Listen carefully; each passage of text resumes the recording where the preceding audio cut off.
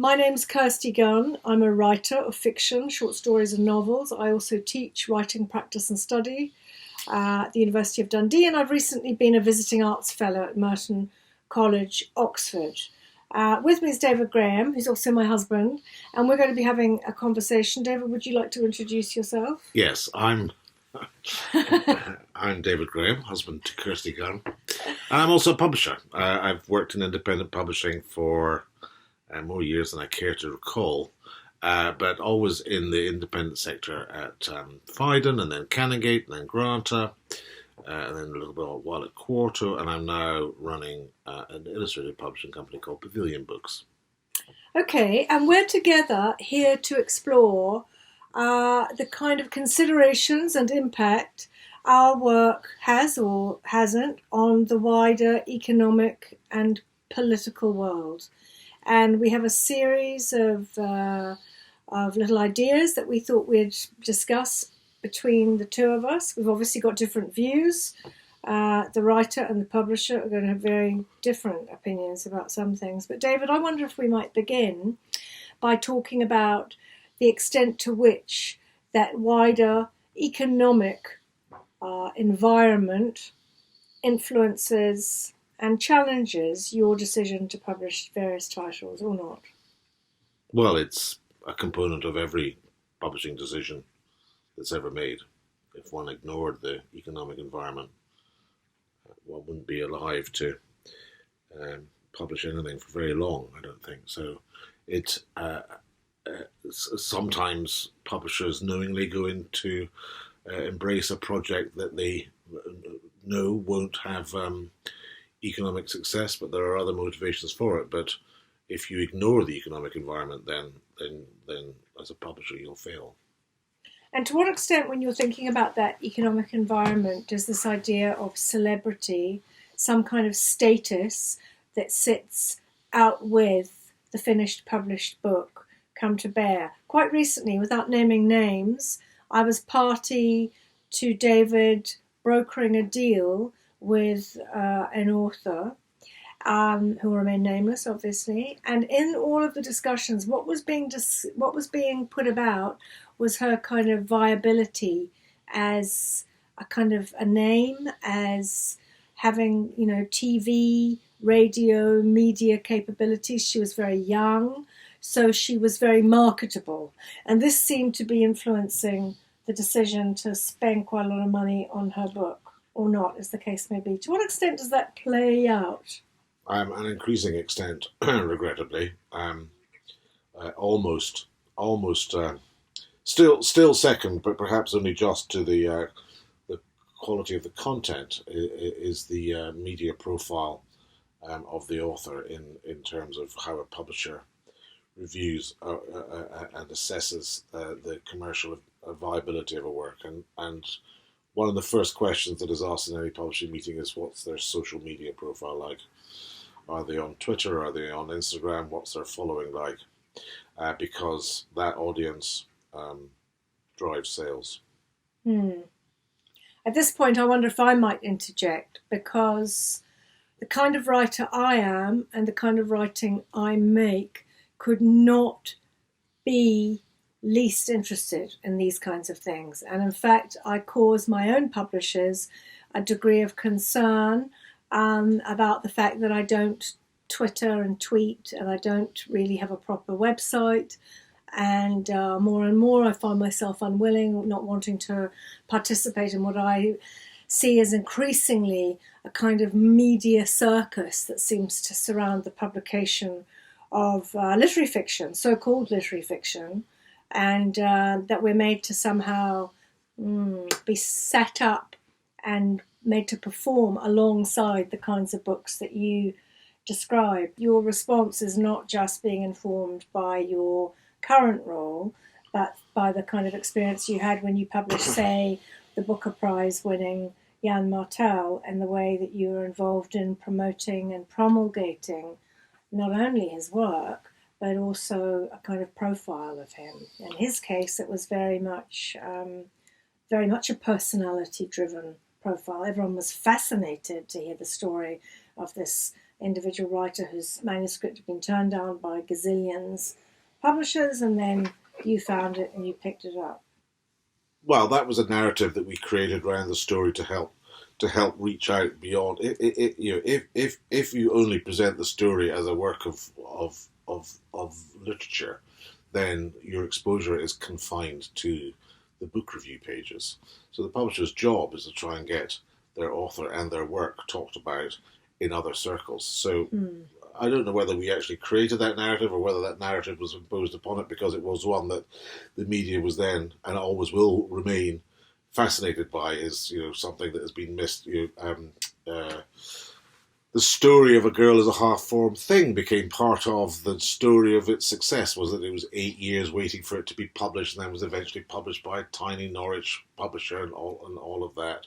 And that became a story that was written up almost more than the story, than what the book was about and the merits of the book. So people love the stories behind creations of works of art of any kind. I think people like to know the autobiographical, or rather biographical, details in it, and to ignore that is to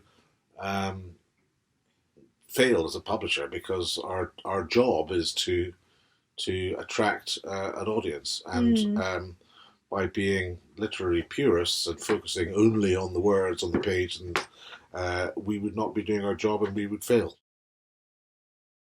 The conversation we had last time ended with discussing the inevitable obligation on the author to participate in the marketing of their work in some form or another. And I want to lead off that from there to ask Kirsty if she is resentful of or skeptical of the obligation of the author to participate in that way. Yeah, thank you, David. I think that my own position is this. After many years of backwards and forwards thinking and an uncertainty about, the extent to which my participation in a certain level, whether that meant attending book festivals or doing lots of journalism to support a new title, somehow being available, I would prevaricate and be uncertain as to whether I wanted to join in with that kind of activity or take a back seat. As the years have gone on... Can I just interject totally. And ask a further question? Yeah. Was that because you disagreed with it in principle, or was that because you felt that you put in a lot of effort and could see no measurable impact coming from that effort? I didn't disagree with it in principle, and yes, to an extent, I wasn't seeing that kind of measurable impact, although my publishers, Faber and Faber, were always very keen, and indeed internationally, were always very keen to tell me that my presence was indeed valued and it made a difference.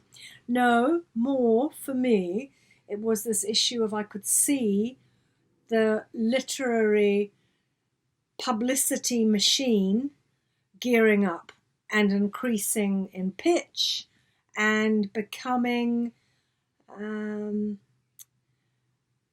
guess I could see literary appearances becoming a different kind of affair.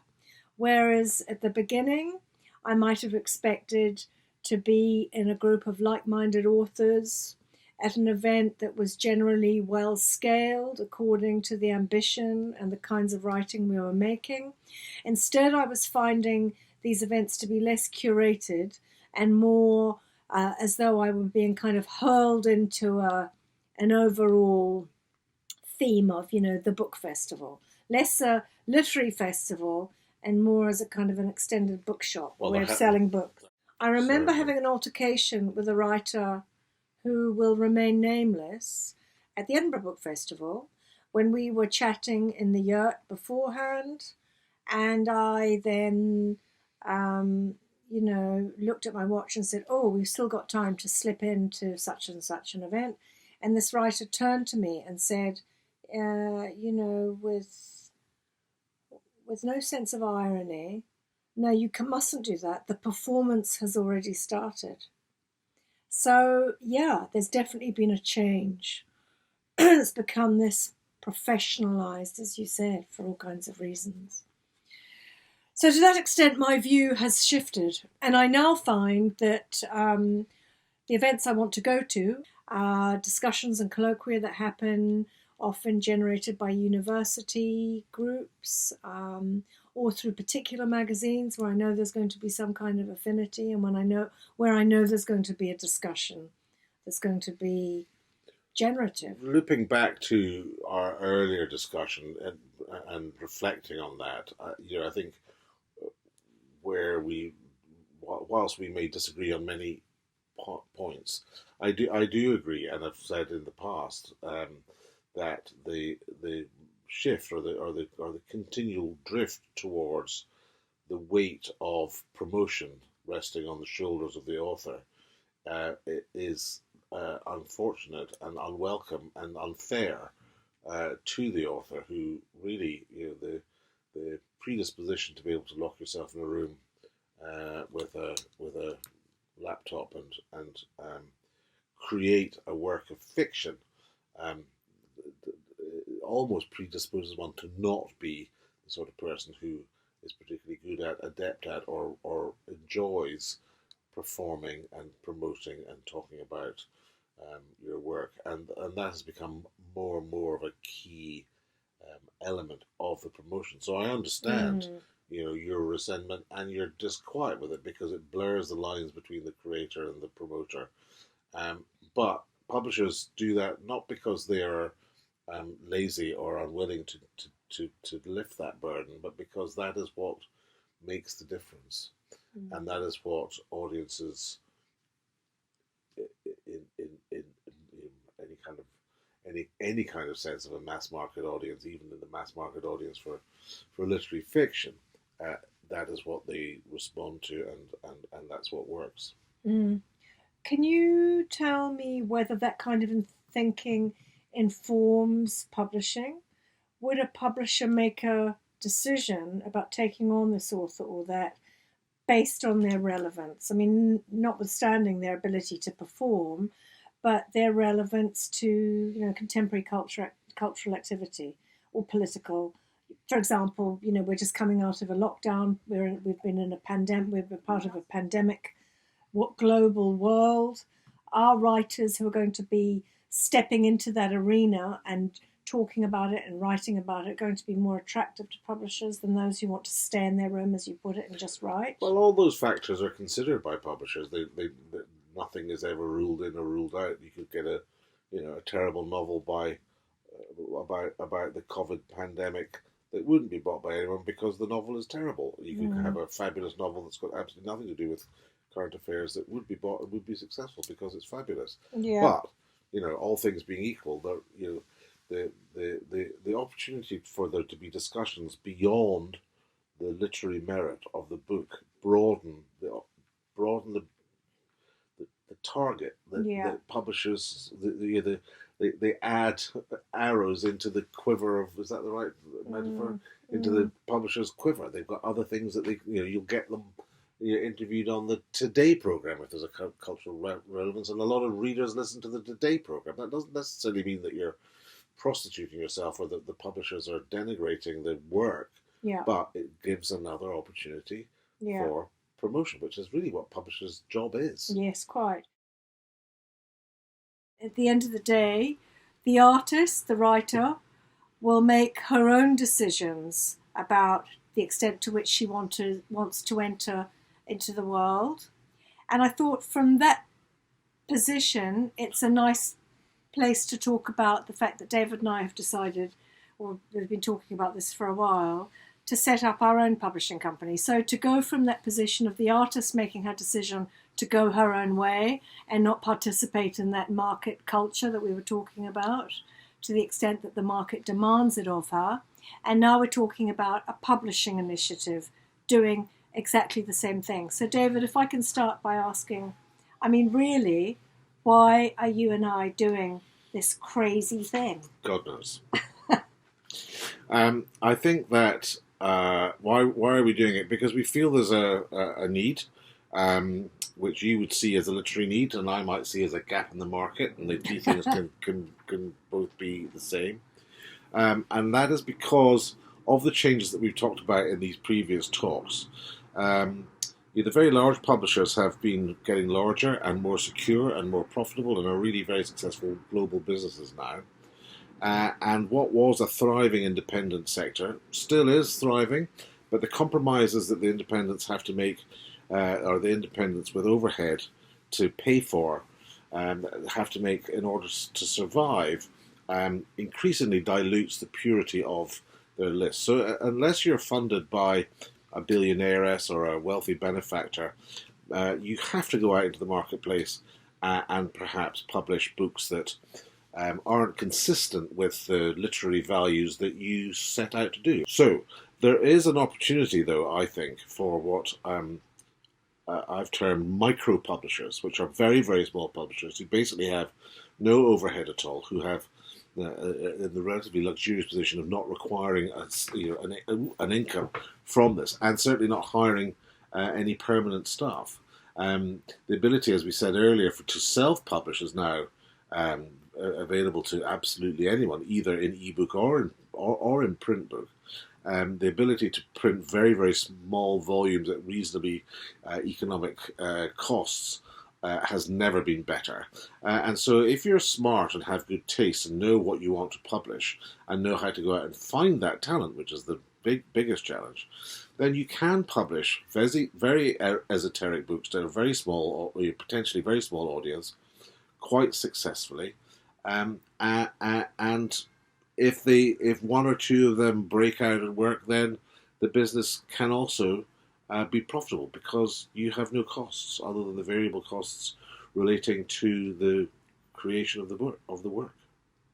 Can I ask about the ethical element of such an enterprise? As a writer, I talk a great deal with friends and colleagues about the kind of paradigm where a writer may have elected to be published by a small publisher, such as the one you describe, and for all kinds of reasons achieve a degree of success with that publisher, at which point the larger houses circle about and with larger advances and with all of the extra weight that they can pull in, snap up those writers and then take them on to the next stage of their career. Do you feel as a publisher that we would also be in that kind of game, that if one achieved a certain amount of success, you wouldn't be again selling off to a large offer? Or are we talking about something that we're setting up for other reasons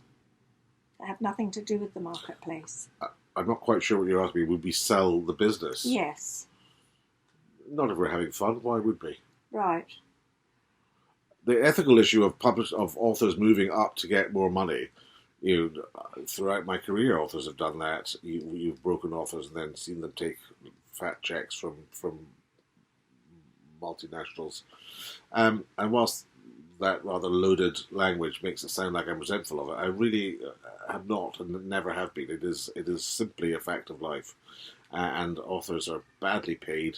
And if they get an opportunity to cash in and get a decent paycheck for once, they should do it. All I want them to do is go in with their eyes open and know that whatever they're being paid, someone else will be being paid an awful lot more and will be attracting all the attention of the marketing and sales department at the expense of them. But that can still be the right decision for an author to take, although it has it can also kill a career, as we know. Well, you know what? I guess I just know this minute why I put those quote marks around working writer, because there is another paradigm, isn't there, which is the notion of relationship. And historically, when we look back through, our major canonical works, we can see that so many of them were published through a relationship with a publisher that wasn't necessarily, an economic one or a professional one. I was about to put my quote marks up again there. So there is another kind of publishing activity. Well, as you know from your experience at Faber, and as I know from my experience at Canongate, two very good, very successful independent publishing houses, they have maintained relationships with their authors that aren't entirely conditioned by the economics of the transaction. And certainly from a Canongate point of view, Canongate have and probably continue to retain authors who could have left for much, much larger sums of money. Jan Martel being a absolutely prime case in point. Anyone who wins the Booker Prize is absolutely guaranteed an advance that will never earn out on their next book. That is one of the bizarre economic laws of publishing, that someone will overpay for a book after a success. And Jan, this was after my time, so I take no credit for it. Then the credit really rests with Jan. Jan chose to stay with Canongate because of the relationships, when he unquestionably could have got substantially more money that would have never earned out on his second second book, his fifth book after Life of Pi, and he didn't, and he's still with Canongate now. What's that, nearly 20 years on? Yeah, that seems to me to be a really nice thing to bring forward out of these deliberations, that even though the market is out there and setting the terms and setting the temperature, there are these other stories that describe something much more akin to a relationship. And in part too, that relationship is about establishing some kind of, cultural narrative. And I think that part of the reason we want to create a publishing house is to do something in Scotland around Scottish culture. But I think that also your resistance to the market and your disparagement of the market is ignoring the dynamics of a market. It's called a market. What happens in a market? Well, relationships form in a market. Yeah. And transactions happen, and through those transactions, relationships are developed. The two things are not mutually exclusive. Relationships over here and market over there. They're actually bound together. And my only argument is, be aware and alive to the economics of it. Don't be a slave to the economics of it. Yeah. But if you don't pay attention to the economics of it, you're not going to be in business for very long. So you're out of the game. And you're not going to be able to achieve your aims. So I think economic awareness is what I'm advocating. Not necessarily if this book doesn't turn a buck, we mustn't make it. It's occurring to me, David Graham, that you are our kind of Hermes, because in his wonderful book, The Gift, Lewis Hyde talks about her. I just pronounced him as the scarf, not the god. Exactly. Hermes. Hermes. It's a very old shirt, but thank you for the compliment. In Lewis Hyde's wonderful book, The Gift, he talks about Hermes being the god of the marketplace as well as outside society. He also has currency with the gods themselves. As we know, he moves between worlds. And I think what you've just described is a kind of publishing idea that sits facing, for all kinds of practical reasons, the marketplace as it exists, but also being mindful of the artist sitting to one side. I'll fly off now then, shall I?